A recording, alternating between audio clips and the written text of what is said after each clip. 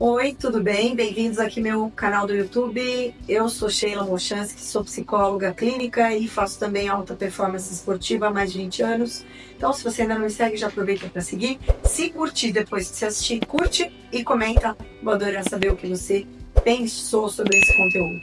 Toda terça e quinta temos vídeos novos aqui no canal, sempre trazendo uma psicologia atual, contemporânea e muito prática para você se conhecer melhor. E também conteúdo sobre leitura, o poder dos livros para o nosso autoconhecimento.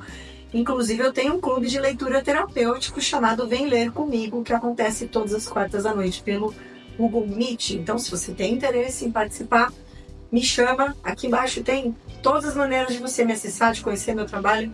Vai ser um prazer poder te receber por lá.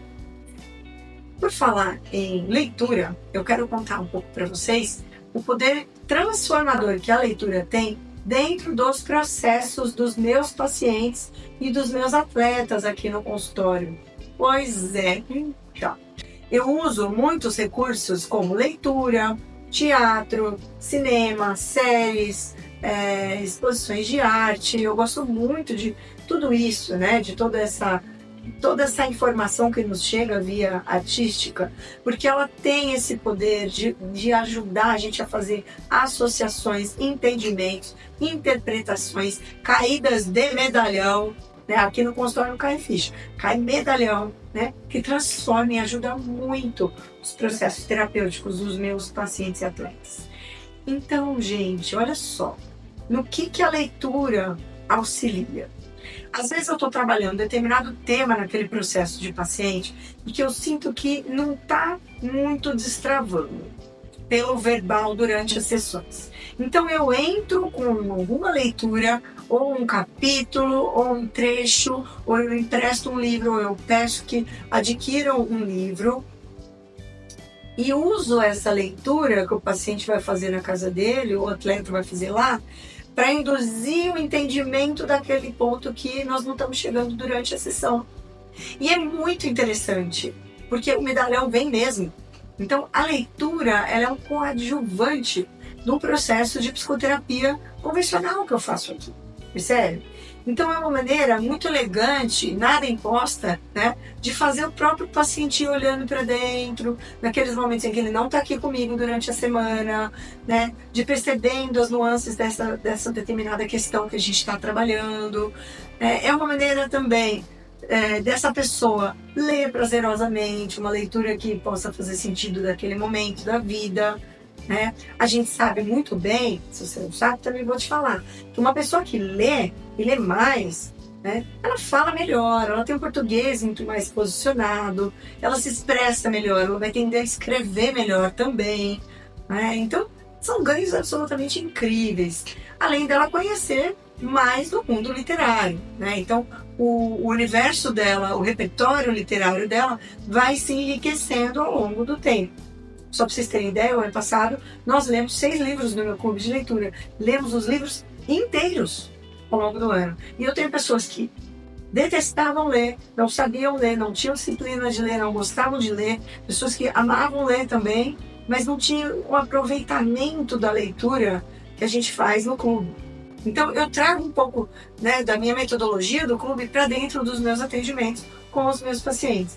Ah, Sheila, mas você pede para ler livros extremamente robustos, super grandes, nananã. Nem sempre, né? Às vezes eu posiciono um livro infantil na mão de um paciente. O Patinho Feio, né? Livros do Rubem Alves, outros livros super curtinhos, super fininhos, que às vezes tem 5, 6 páginas, né? E os pacientes ficam olhando e falam, mas eu vou ler o Patinho Feio? Vai ler. Eu vou ler os 3 Porquinhos? Vai ler. Né? O que isso tem a ver? Tem a ver com o que a gente precisa trabalhar daquela questão. Muitas vezes as pessoas não entendem direito a metáfora dos 3 porquinhos, por exemplo. Né? Não sei se você entende, se você já leu, se você se lembra. Né? Mas muitas vezes eu posiciono, eu falo, qual dos 3 você é? Ou você é o lobo mau? Aí o paciente fica olhando e fala assim, nossa, eu nunca tinha parado para pensar. Mas uma história simplíssima, né? Como a dos 3 porquinhos. E quando você faz a pergunta posicionada, qual dos 3 é você nesse momento de sua vida? Ou qual dos três pode ter sido você naquela cena que você tá me relatando? Ou você foi o lobo mau? Pá, caiu o medalhão. Nossa, fui o primeiro porquinho. Realmente eu levei na flauta. Realmente eu não me empenhei. Realmente eu não tinha um olhar para me dedicar para tal aspecto da minha vida naquela época. Minha casa ficou frágil. Minha casa ficou frágil. Minha vida ficou frágil.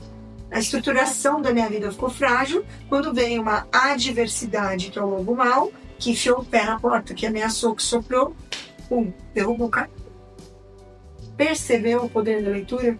Percebeu o quanto ela vai fazendo a gente olhar para dentro? Fazendo a gente se questionar, né? E principalmente pessoas que têm um olhar um pouco mais destrutivo, que têm um olhar um pouco mais pessimista, muitas vezes, e por aí vai, né? Vão se identificar com o lobo mau, sim, vão se identificar. Se não se identificar, eu vou identificar.